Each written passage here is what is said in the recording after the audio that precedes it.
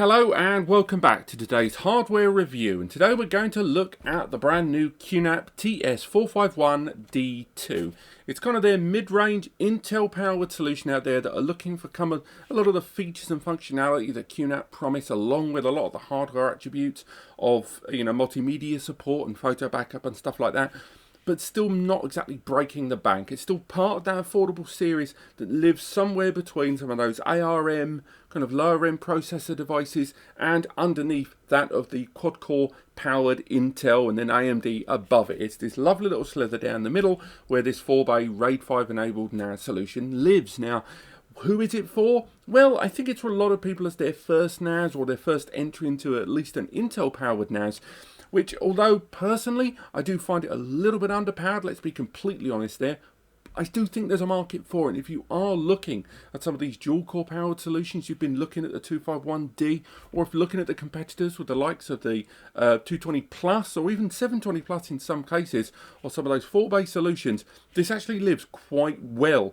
between all of those services where you're looking for kind of that mid-range. You're not going to blast through this thing. You don't need high-end 4K multimedia craziness, but at the same time, what you need is storage. And this finds a very nice middle ground there between having some of those mid-range prosumer features, such as, again, 1080p or lower-end 4K transcoding, multimedia support, and some of the more graphical endeavors in surveillance, while still maintaining 4 bays of storage in a RAID configuration that can be expanded. So this device arrives about 450 NECA if you shop around, and that includes tax. And that is in pounds, but I'm not sure where you are in the world. I'm sure the currency conversion is relatively straightforward. Let's face it, the economy's been crap everywhere.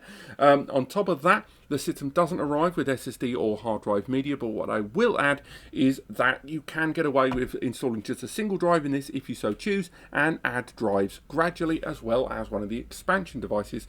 There are several out there from QNAP. There's 2 bays and 4 bays and 8 bays and bigger, the majority of which are supported by this device, and I'll go into a lot more detail about the software side of things later on. But let's get this out of the box and take a good look at this device and find out if its design appeals to you guys. Again, a retail box there, pretty straightforward. If you look there in the background, there's the TS-251D, the 6-bay Intel powered sort of device, and that one arrives about 650, 700 shopping around. So a huge difference between them, but it has to be said, retail box wise, incredibly similar. And this is kind of a straightforward thing of QNAP at the moment. They do kind of put forward a lot of their solutions in that same brown box design with a different label on the front that tells you about the content. But what I will argue is it is quite robust inside, as you're about to see. The warranty can be expanded as well, up to 5 years. I'm sure some of the specs and information have already appeared on screen there. A number of the QNAP solutions have had their warranty revised recently. So although at the time of when I first heard about this, when I previewed it a little while ago, I listed it, I was told it was 2 years warranty. Never be surprised if that's changed and gone up to 3, but double check that. Just give it a quick look before you go ahead with the purchase. There's a UK mains lead, of course, if you are UK based, but it's worth highlighting, of course, wherever you are in the world, if you buy from companies, again, span.com, subtle plug, they will make sure that your plug's inside. Look at that, double meaning. We have huge, robust foam there, and again, shock damage in transit is a real problem that people don't seem to appreciate. Even though there isn't storage drives inside this device, if you knock one of these around, on a van driver having a bad day, or it falls off the back of a pallet or in a container knocked around over the seas, it's worth highlighting that shock damage you won't notice straight away, but it can be detrimental long term. So it's nice when a brand goes the extra mile with that retail packaging, which isn't cheap. It will impact things on the production for them. Anyway, there's our accessory box. Inside, we find out information about that warranty extension I just mentioned, information on your current warranty that the device arrives with, a quick start installation guide, and again, a little bit of information there for the paper manual, a little bit directed there, but the majority of the setup information, they direct you to go online with constantly updated tutorials and guides and stuff from their own websites and their own wiki-style stuff. We've got an external power brick there for this 4-bay NAS, and it's worth highlighting that this PSU is a 90-watt PSU. I'm sure that's been on screen already, and it's an external 3-pin kettle to single pin external PSU. And I know you guys that have watched these videos before know my opinion about these things. I like external PSUs. I think they make a lot more sense. They're easier to replace. There's less heat inside the device long term. And ultimately, they keep the chassis small, having external power bricks. Can't recommend them enough. That's just my opinion. Argue with me in the comments. Inside, we also have screws for 2.5-inch and 3.5-inch media, all inside there, along with keys for the lockable trays that we'll talk about later on, and a cable there, a Cat 5e cable, because this is a 1 GBE enabled device that I know a number of you are a little bit disappointed about when it was first revealed, it has to be said. But again, it's all about keeping it in the product family, I guess. There's our power brick and all of our accessories. We'll get those down there. And next, we can talk about the NAS itself. And this is it. This is our 4-bay. That's the box. There's nothing more in there. There's just lots more of that foam. And then we can have a look inside. Now again, I did start this video by saying that this wasn't exactly an earth-shattering NAS. That was a little bit disingenuous, it has to be said. QNAP does have quite an extensive range of NAS solutions, and 4-bays, again, been a big part of that. And it's RAID support. And a lot of their 4-bays are designed, when you've got the whole myriad of the family, is to target different end users. So if you're someone that prioritises file processing over storage, you can go for a 2-bay with a file processing orientated CPU and less about the storage. If you care more about storage over raw power and graphic manipulation, you've got the TS-251 series, the 7.2 series. Ultimately, what I'm saying is all of these devices are there, so if you lined them all up, there's a difference between every one of them of about 20 to 30 pounds once they're all in a line, and it allows you to be able to assign your budget somewhere in the middle of that long line. And this closes a gap inside that portfolio between some of the more impressive Intel dual-core NASes, such as the 251B and D that we've seen in the past. The bit between that and the 453D, the 453BE as well, has always been a bit ambiguous. There's the 251 Plus that's been in the middle, but that device has been knocking around since 2015. And this is 5 years later, so this feels a very necessary link in the chain. So if we get this device out of the bag, we can see it's quite an understated chassis there. If we take a look there, try and get some light on that. And again, that's the thumbnail sorted, of course. If we have a look inside, we have a look there. We've got no LCD panel there on the front. This isn't a device that's going to arrive with that real-time LCD panel. We do have ventilation there on the sides. And again, on the base, we have further ventilation too, and that active fan on the rear that we'll talk about in a little bit more detail later on. Now, again, I kind of miss the LCD panel. I know this tier, generally, of their range doesn't arrive with an LCD panel, but I quite like the LCD. It tells me the IP of each port quite easily. If there's an error, it tells me if it's storage or temperature, or, you know, what is that beeping trying to tell me, and how proactive I need to be. And on top of that, the LCD panel is just generally quite helpful, and it saves a few extra, you know, seconds or whatever towards going into a terminal and logging in manually or using my phone. The LCD I've always found useful, so it's a shame that it's not on here, but I can appreciate there has to be means to keep this thing within its affordable price bracket. We've got LEDs there on the side of the device, and they are utilised to give you kind of just glancing information on network access, system status, individual drive activity, and more. On the base of the device, we've got a USB 3 port with a copy button, which again, I bang on about all the time. I like the fact that there's a USB 3 copy button, and it annoys me that more and more brands that are producing solutions like this for homes and small offices are removing that feature. It's stupid. It's silly to remove it. It's very small. It doesn't require much hard work. It's very, very easy to do.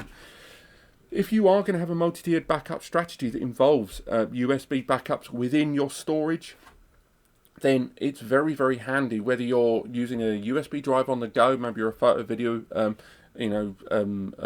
photo editor, videographer, that's the word I'm looking for, photographer or videographer on the go, and you have an external drive, you can get home, connect the drive, click the button, and then after you've already created the first time around the backup system that you want of USB to NAS or NAS to USB, incremental backups, differential backups, two-way sync, one-way sync, any of those sort of different systems, you just click the button and the backup takes place. Now, the counter argument has always been that NASs these days, when you connect the drive, if you've already created the backup routine, then you connect it and it'll action the routine, and that's true, and that's lovely, and that's great, and I've used it myself a few times. But you cannot tell me if your data is life or death that if you connect that drive, that you don't sit there just for a second and look at the LEDs to know that it's working, or that you walk away hoping to hear the drives working in the background to know your backup's taking place.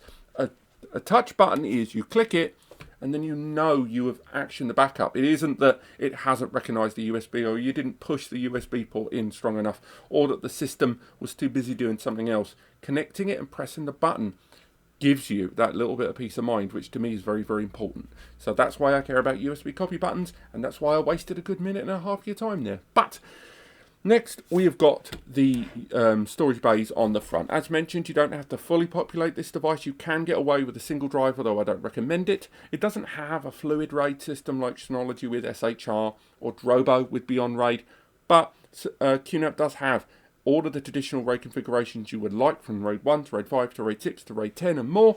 On top of that, you can expand RAID and include things like hot spares, and with the inclusion of the U-Link system that's coming soon, that's going to allow users to have automated drive health management and actions on that information to be automated. The idea of a hot spare system becomes a lot easier as well with the QNAP platform down the line. Each of these bays can be locked, and again, as good as locking mechanisms are, I would argue that it's more about stopping you accidentally removing a drive or the wrong drive and therefore knackering your entire RAID. What it's about is just stopping that happening. It's not about theft and stealing a drive and running away into the night, because these locks are plastic based. They're not going to withstand that much to break them. They are designed to stop you destabilizing the RAID in error. Now, each of the trays is click and load in design. If you remove the sides, it's quite straightforward.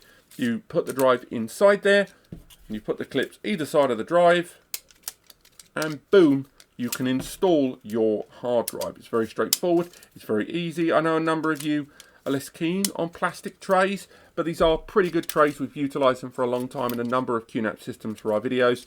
I've not had any problems with them. There's screw holes for 2.5-inch media, which is always welcome. And again, not only can this system be used in a pure SSD environment, but you can add a mixture of hard drives and SSD and create a nice cached hybrid storage environment if you choose, all inside. And again, there's lots of ventilation around those trays too, which is always good. We've already mentioned the ventilation on the base and the sides. If we have a look at the rear of the device, without my light going nuts there, we can have a good look at the ports and connections. So at the bottom, we have got that power port there that delivers that 90-watt external PSU. We've got 3 more USB 3 ports. And again, it's worth highlighting, although I did labour the point about storage a lot there, I would also add that the USB ports on a QNAP are pretty extensive in the number of accessories they can cover. Everything from USB to 5 GBE adapters, which is always good to give you the ability to add 5 gigabit Ethernet to one of these. There's also Wi-Fi adapters. There's also external peripheral devices, a KVM, keyboard video mouse setup, by adding accessories and peripheral devices to those. There's Bluetooth dongles, there's wireless remote dongles, controllers, the works. There's a lot of things you can connect to those, and that doesn't even, include all of those expansion chassis with 4 USB ports for expandability, although you may hit the limitations of the CPU. On top of that, we've got 2 LAN ports there, which are open to link aggregation, and this is where you get your network connectivity and ultimately your internet connectivity, although I will add, a number of you, like me, you're a little bit put out by the fact this is a 1 GBE box. 1 GBE, from QNAP, I'm a little disappointed for an Intel CPU because they know it can do better. And there's a lot of reports online, particularly from their own pages as well, where they talk about using the 5 GBE or 2.5 GBE adapters. I just wish this had 2.5 by default, or at least one 2.5 GBE port. We're seeing a lot of the K and the KX series and the X3 series as well. We're seeing a lot of 2.5 GBE floating around, and it's just a shame it's not factored in here, because I don't think that price difference is enough that this would move it from where it lives in the portfolio that much. Nevertheless, link aggregation is always welcome. So again, around 100 to around 200 odd megabytes per second potential, depending on how you access the device. And also, we have HDMI 2.0 port. And that HDMI port there arrives with QNAP's very own dedicated HDMI output program, HD Station, which runs parallel with QTS on this device as well, with all of its apps. So you've got a separate and parallel running HDMI interface that you can connect an HDMI monitor, TV up to, and 4K supported, as mentioned, at 60 frames per second, as well as 1080p at 60k, 60 FPS even. On top of that, again, as mentioned, keyboard, video, mouse setups mean that you can utilize this as a standalone surveillance system. You can use it as a standalone PC. You can utilize it for multimedia on your 4K TV with the lower latency that HDMI output will provide you with a remote control. You can assign those USBs to a VM internally. You can deploy an Ubuntu VM using Linux Station within this device and connect to keyboard and mouse. There are lots of things you can do with that HDMI out. And once again, it runs parallel to the core system. So multiple users can access this for general backups, general access, multimedia and more. And at the same time, a user can be on their sofa with a remote control, or they can be accessing it with a keyboard and mouse, and lots of cameras using the two surveillance programs inside, which leads us very neatly onto the inside of this device. The CPU and memory on this is okay. Again, not hitting a lot of those the quad core, but it is still a Celeron. It is a J4025. It's a dual core 2.0 gigahertz processor that can be burst up to 2.9 gigahertz per core, which is pretty impressive. And that arrives with UHD 600 graphics inside, so it's got embedded graphics for your 4K transcoding and general graphical manipulation, but it is still a dual core CPU there, so it does limit some of the things you can do with regards to virtualization, certainly. It ranks just over 1800 on CPU benchmark, which is still a respectable score.